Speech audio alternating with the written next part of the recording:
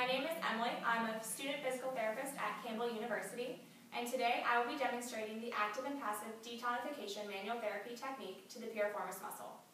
These techniques are used on muscles that are hypertonic to improve vascularity and inhibit type 4 mechanoreceptors that are responsible for pain by stimulating type 1 and type 2 mechanoreceptors that are responsible for proprioception and touch via Vygotsky et al. Vygotsky et al.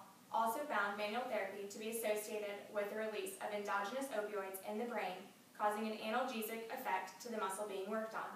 Similarly, Vygotsky et al. States that manual therapy is associated with decreased activation of the dorsal horn in the spinal cord to promote a decreased pain response.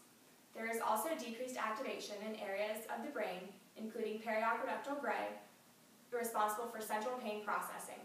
Lastly, the WISE textbook lists a variety of improvements from manual therapy, including increased range of motion, change in posture, functional improvement, vasodilation to the muscle, and an electrochemical influence to decrease pain and restrictions.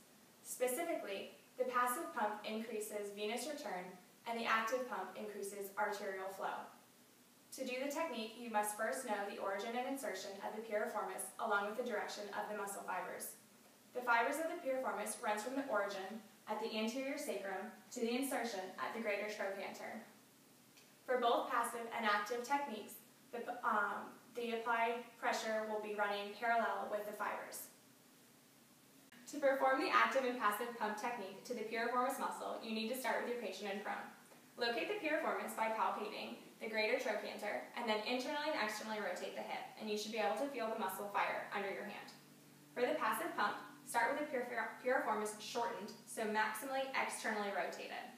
I like to use alliteration, so passive pump and petite.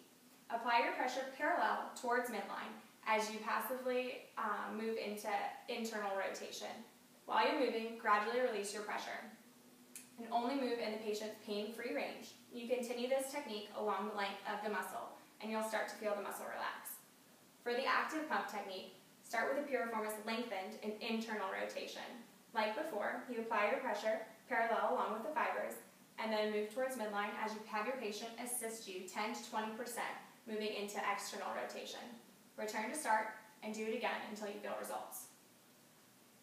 So what we're going to be doing today is, this is the muscle that's tight on you. So what I'm going to do is I'm going to apply some pressure into it, so it's right here, and then I'm going to just move your hip around, so that like this and like this. So that muscle on you is pretty tight, so by doing this, it's going to help to kind of relax that muscle, and it should help to decrease your pain. You ready? Mm-hmm. Okay, so lay down. Okay, now that you're laying down, I'm going to just palpate it, make sure that I'm there, so I can feel it. Do you feel me here? Mm-hmm. All right, and so now I'm just going to start moving your leg, and I'm going to move out like this, and I just want you to relax and let me do it. Does that feel okay? Mm-hmm. Okay, so now for this one, we're going to start out here, and I want you to just help me a little bit by moving it into here. Good. How's that for you? Good. Okay, we're only going to go as far as you feel comfortable, so if anything starts to be painful, you let me know, and we'll just kind of decrease how far we're moving. So after a few minutes of this, you should start to feel this muscle relax, and then you're going to feel a little bit better, and we can start with all of our exercises.